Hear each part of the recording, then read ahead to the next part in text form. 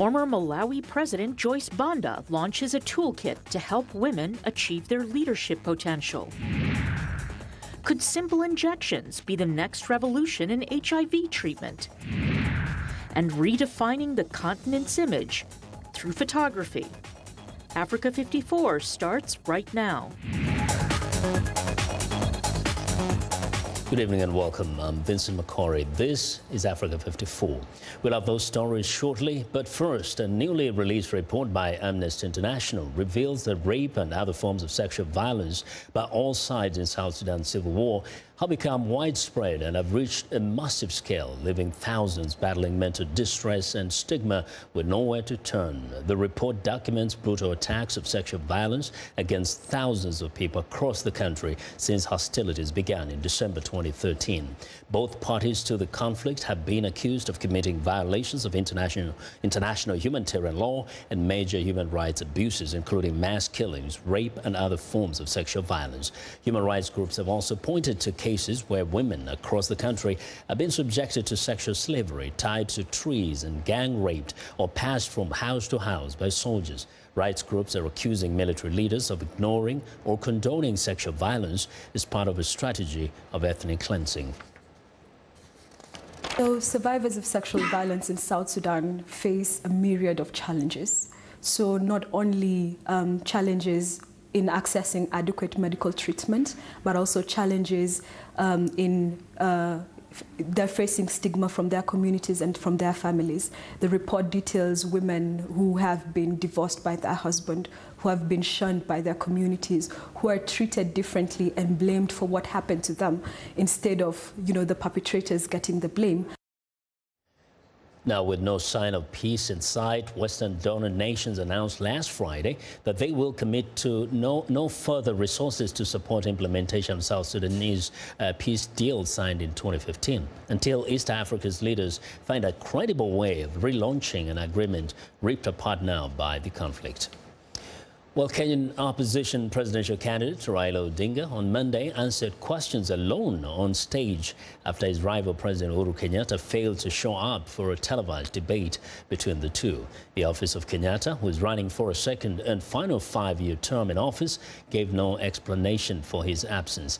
Now, according to polling firm IPSOS, Kenyatta and Odinga are likely to take about 90% of the vote, with 6 independent candidates polling below 1% each.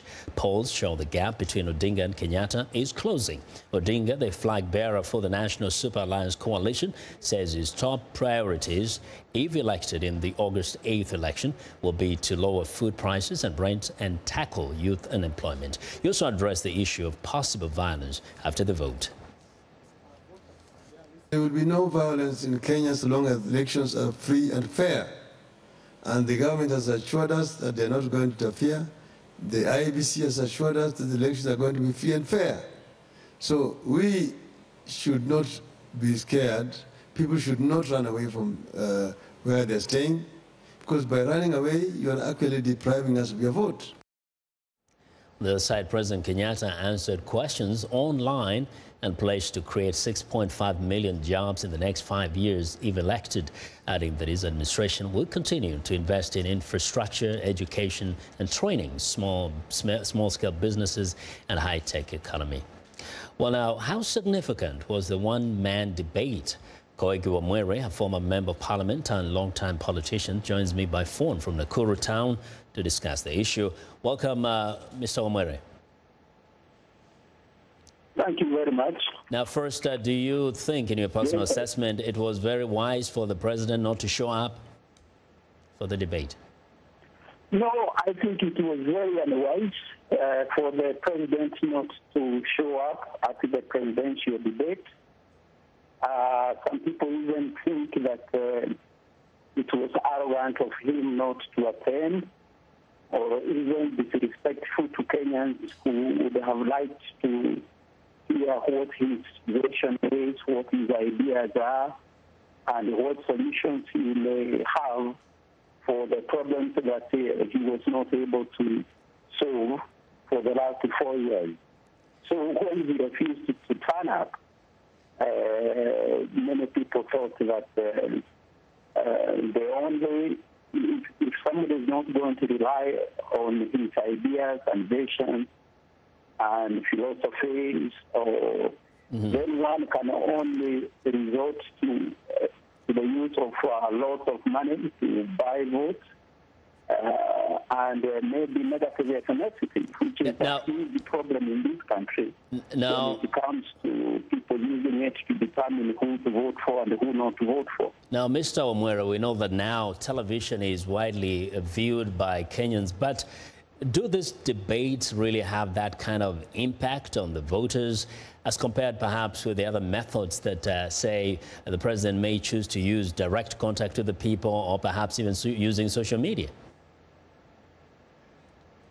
I know that there are other means that the president can use to reach the people, like political rallies and ethnic mobilization, or even just having people given money in order to buy their loyalties and votes. But of course, ours is a young democracy. We are trying to move away from such a means of mobilizing for votes and get people to judging candidates on the basis of what ideas they have, what vision they have for the country, their policies. And most important, people want to be, in rallies, only candidates talk to the people. The people do not talk to candidates. They don't ask them questions. And the platform of a debate was a rare opportunity, even if it is for a few people who are educated and who could who can afford to have televisions. But the television audience is huge in the country. Yeah. So ignoring those people, you are ignoring a very important segment of Kenyan voting population, because these are the opinion. Mr. Wamwere. I think that it was basically a mistake for anybody to underrate television audiences.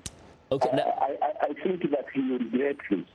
Now, Mr. Wamwere, in the short time left, could you give your assessment of what you think Mr. Odinga might have achieved by being on that platform alone? I think he impressed a lot of people because he seemed like somebody who cared. Somebody who cared about what people think. He had been asked to appear before the Kenyan audience and explain some things to them, explain to them how he intends to solve the country's problems, even answer questions, difficult questions about things that have been said about him that are not very pleasant. And the fact that he allowed himself that opportunity means that he won quite a few people. In fact, somebody called me in the morning and said that in the matatu they were traveling in, after listening to Raila answer questions, and he had not answered all the questions for some minutes. Thank you. 5 people in that matatu were able to say that they would vote for him. All right. Thank you. We will continue monitoring the developments in Kenya just before the election. Mr. Wamwere, we thank you very much for your insight. Koigo Wamwere is a former member of parliament and a long-time Kenyan politician. Further south, Malawi's former president, Joyce Banda, says any girl in Africa can grow up to be a leader, and she would know what she is talking about. Banda spoke in Washington last week as she launched a toolkit designed to ensure that all women with leadership traits are found, trained, and encouraged to take more active roles in their communities. Here's VOA's Mariama Diallo. Joyce Banda was born in the small Malawian village of Zomba. She says her father always told her she would be a leader, even if things that happened in her early life didn't point toward that direction. At 21, I was married. At 26, I had 3 children. At 30, I was divorced, deep in an abusive marriage. And I remember my mother teasing my father to say, "Where is the leader now?"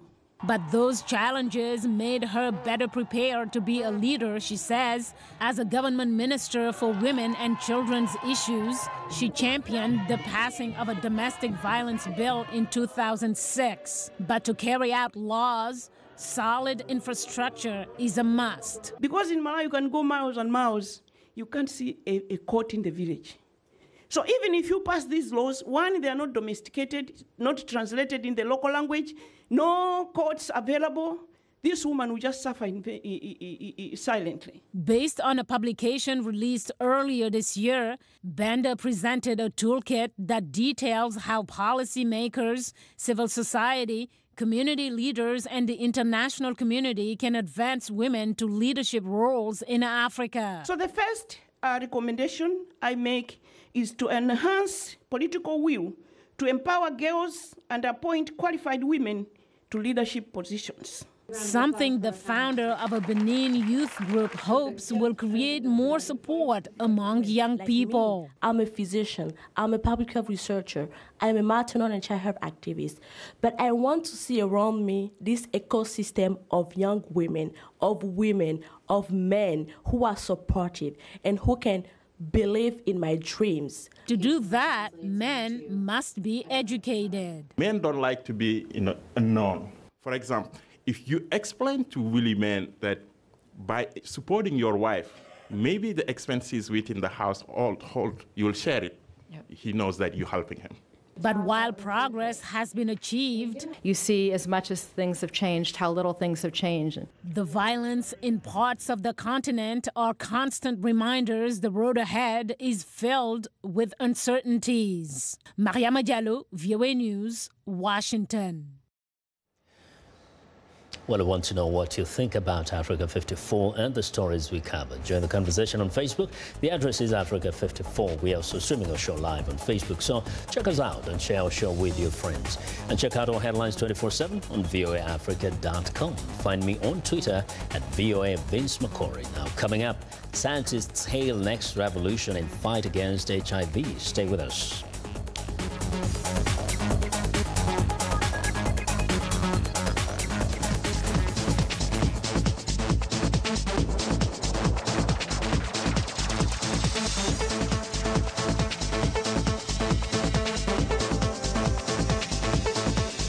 This is Living Better.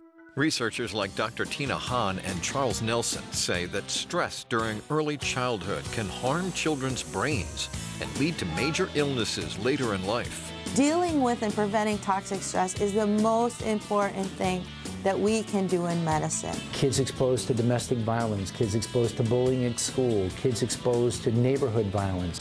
Recent studies suggest that stress during early childhood can alter brain structure, affecting emotions and behavior, and cause physical ailments. So we know that high levels of toxic stress that occur early in life and then continue can lead to an increased risk of diabetes and heart disease as well. Experts say the first 3 years of life are critical to brain development, and that safe spaces, quiet times, and breathing exercises for preschoolers can help children cope with stress so they can learn.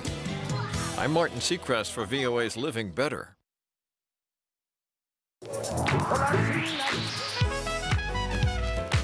I wanted to present music and a side of American culture that is most important to me, that is a part of who I am. They're going to get some incredible performances.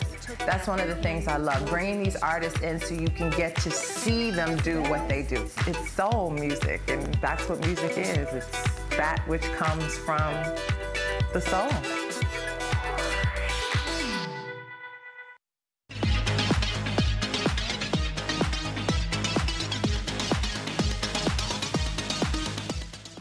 Well, it's time for our health report, and joining us now is Africa 54 health correspondent Lino Madu with a look at injectable HIV treatment. Hello, Lino. Hello, Vincent. Hello, everyone. Scientists say the next revolution in HIV could see daily drugs replaced with injections that slowly and continuously release HIV medication into the blood. Early trial data from 309 patients showed jabs every 1 or even 2 months worked, as well as daily pills, which is how antiretroviral medication is currently taken. But observers say the medication is a burden. Someone diagnosed age 20 could end up taking more than 20,000 HIV tablets in a lifetime. And some people struggle, leading to HIV coming back and the virus resisting the effects of treatment. The trial was conducted at 50 centers in results are published in the Lancet Medical Journal showed that by the end of the study, 84% of patients on daily doses were still suppressing the virus, 87% with injections every 4 weeks, and 94% with injections every 8 weeks. Doctors in South Africa say a 9-year-old infected with HIV at birth has not needed treatment as most HIV-infected people. Antiretroviral drugs help suppress HIV in infected individuals, but must be taken regularly to prevent viral rebound or further progression. This was not the case for the South African child, whose viral load went from high to undetectable after 40 weeks of antiretroviral treatment during infancy. The child had been part of a 2007 clinical trial that randomly assigned babies born with HIV to receive antiretroviral treatment either immediately or only once they showed symptoms. Experts say understanding how the child is protected could lead to new drugs or a vaccine for stopping HIV. Now, heart disease or cardiovascular disease describe a range of conditions that affect the heart and include blood vessel diseases such as coronary artery disease, heart rhythm problems, and heart defects acquired at birth, among others. According to the World Heart Federation, about 17.5 million people die of cardiovascular disease each year, and it's the world's biggest killer. Many forms of heart disease can be prevented or treated with healthy lifestyle. Health of diet is crucial in the development and prevention of cardiovascular disease. Joining us in the studio for more on the subject is David Foreman, pharmacist and author of 4 Pillars of Health, Heart Disease. David, welcome to Africa 54. Oh, it's such a pleasure to be here. It's great to have you. Listen, there is a surge, there seems to be a trend of an increase of heart disease in the United States as well as globally. Can you tell us why we are seeing this trend? I think a lot of it has to do with our lifestyles just haven't changed. We've become more sedentary. We're in a faster paced life, so we're eating more processed foods because they're easier, quicker to prepare. But the bottom line is people just aren't changing how they live. And in order to do that and to decrease heart disease, I think we need to make some changes within ourselves. And one such change will be diet. Experts say diet is very, very important in helping to prevent and control heart disease. You agree? Oh, yeah. Diet is critical. I mean, I always say to people that, you know, if we ate right, got enough exercise, enough sleep, that every disease won't take those steps for whatever reason. And now when we look at some of the food that is recommended, there is what is called heart healthy food. In the United States, we hear that a lot. Now, one such food that is recommended is salmon. Also, we talk about granola, breakfast, having cereal, and all that. About you is the fact that salmon and other food may not be as good as we think. A lot of the foods that get promoted, I mean, you know, here in the United States, when we walk through the grocery store, a lot of packages are already, you know, labeled with a little heart symbol. And yeah, there are foods I think that a lot of us are thinking that we're consuming because they're heart healthy, because they're labeled that way. In the case of salmon, salmon is actually a heart healthy food. Okay. The problem we have with salmon is, you know, sustainability. Hey, there's an awful lot of people that just don't like salmon. You have to eat it 2 to 3 times a week. Yeah. I don't even like eating steak 2 or 3 times a week. And so for those reasons, I recommend that people, either because the food itself is so processed, or because of issues, like I said, with salmon, you don't like it, or you won't eat it as many times a week, yes, for whatever reason, that we need to supplement on top to help the prevention of cardiovascular disease. So supplement being maybe pills? Yeah, exactly. Pills, liquids, capsules. So supplements, anything that's in addition to the everyday diet is how I define supplements. So In the case of salmon, Yes. yeah, salmon. I recommend salmon. The reason we eat salmon is it's high on omega-3s. Your body can't produce omega-3s. They're super heart healthy. They're also essential for other aspects of health in your body. But with regards to cardiovascular disease, omega-3s are very important. And for that, I recommend using krill oil. Krill oil, it's if anybody's ever heard of omega-3s with regards to heart health, they think of fish oil. Fish oil is great too, but small. It's fishy. You burp it. With fish oil, with krill oil, you don't burp it. So there's a convenience factor and digestibility factor, and it also has a lot of other nutrients in it besides just fish. Quickly, let's talk about the importance of nuts in the whole picture. Well, a lot of people think granola is a great way to go. It's a great snack food. It's a great breakfast food. Nuts, in this case, specifically almonds when it comes to heart health, are very high in nutrients.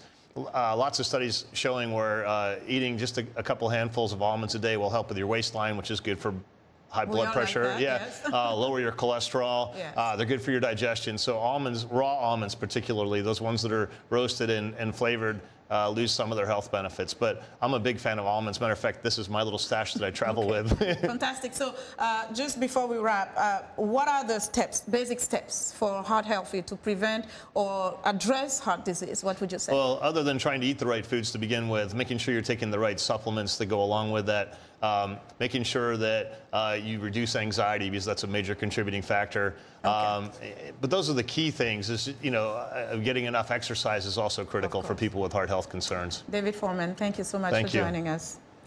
And that was David Foreman. He is a pharmacist and author of 4 Pillars of Health, Heart Disease. And that's our health report for today. To stay in touch, find me on Twitter at Linormoudou. Vincent, back to you. That's salmon. Well, thank you very much, Lenora. Be sure to watch Linormoudou's health reports every Tuesday and Thursday right here on Africa 54. Well, it's time now for a short break. Still to come on Africa 54. A Photo Walk project provides a platform for African photographers to redefine Africa's image. We'll be right back.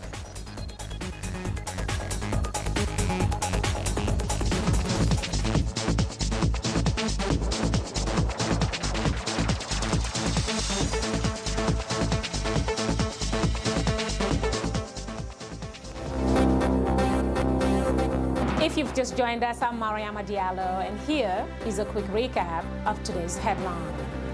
In Kenya, a site intelligence group releases a new video from Somalia-based Al-Shabaab mocking U.S. President Donald Trump and addressing the presidential election in Kenya as their deadly attacks outside Somalia grow. In Sudan, UN says it has raised only 30% of the $1.4 billion needed to help refugees fleeing the conflict in South Sudan. In Kenya, opposition leader Raila Odinga takes part in a key television interview alone after President Uhuru Kenyatta fails to show up. In Nigeria, women perform play about gender equality and everyday life in the Makoko floating slum to highlight their struggles with poverty. That's all for today. Thanks for watching. We'll see you next time.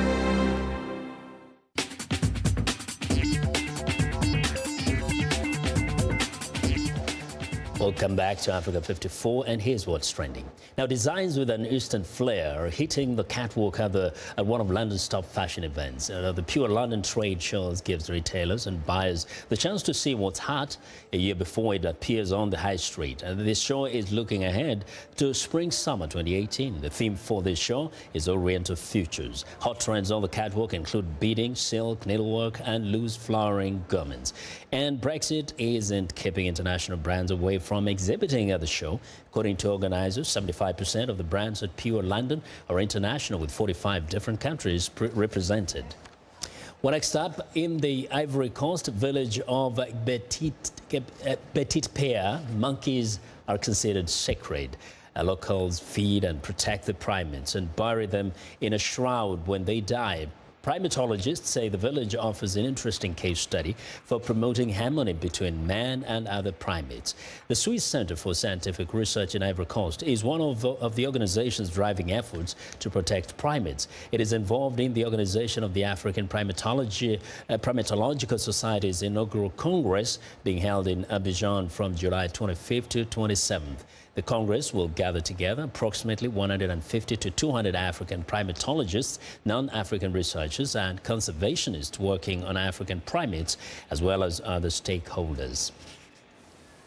While Unabashed, a photo walk project, brings together African photographers who capture elements of reality and document images describing cities around the world and its people. Organized by Bayo Omobiriwo, the official personal photographer to the Nigerian president, Unabashed provides a platform for African photographers to network, collaborate, and ultimately redefine Africa's image in the international community. Here's more from Adishua Josh. Unabashed on the streets of New York, these African photographers are here to create images of New York City. They have come from Nigeria, the United Kingdom, and from across the United States. The Unabashed photo walk hit the streets of New York on the 10th of July after a tour of 5 cities in Africa. These photographers want to create images that diversify the perception of people, culture, and places. If you go online and, like you say, you just see the little boys in one particular culture, you'll have just that one depiction of it. But by mixing, you'll get to learn, like, oh, it's really not like that, or it's really like this. And then you'll learn to have a whole different perspective on it. Plus, I think for the youth that are coming up, it gives them a chance to want to go out and explore more and to really see the actual truth of things. Not like propaganda, but really see the truth and what's really out there. The Unabashed project is more than just creating street images. According to the convener, Bayo Omobiriwo, it is a platform for upcoming African photographers to build capacity and create fresh images of the continent. Everything people know about Africa is the war, the trouble, the famine, the hunger, the Boko Haram, and no, there's so much more to Africa. Africa is home. Africa is peaceful. Africa is beautiful. We're going to be going back to Africa to show these images. And when next we are coming out of Africa as well, we'll be bringing the images we've made, and we're going to be exhibiting it on large scale. One of the partners of the Unabashed project, Segun Lotu, said funds raised will be used to support upcoming African photographers. Most of them cannot even boast of an equipment or boast of money to pay bills and all that, but we believe if we do that, then that will be a little bit of support. These African photographers seem committed to redefining Africa's image, one photo at a time. Adeshewa Josh, VOA News, New York. And that's our show for today. Now be sure to watch Africa 54 on our website at voaafrica.com for more news. Tune in to VOA's evening radio show Africa News Tonight at 1800 UTC, and in the mornings to Daybreak Africa between 0300 and 0600 UTC, Monday through Friday. Thanks a lot for watching. From all of us in Washington, have a good night.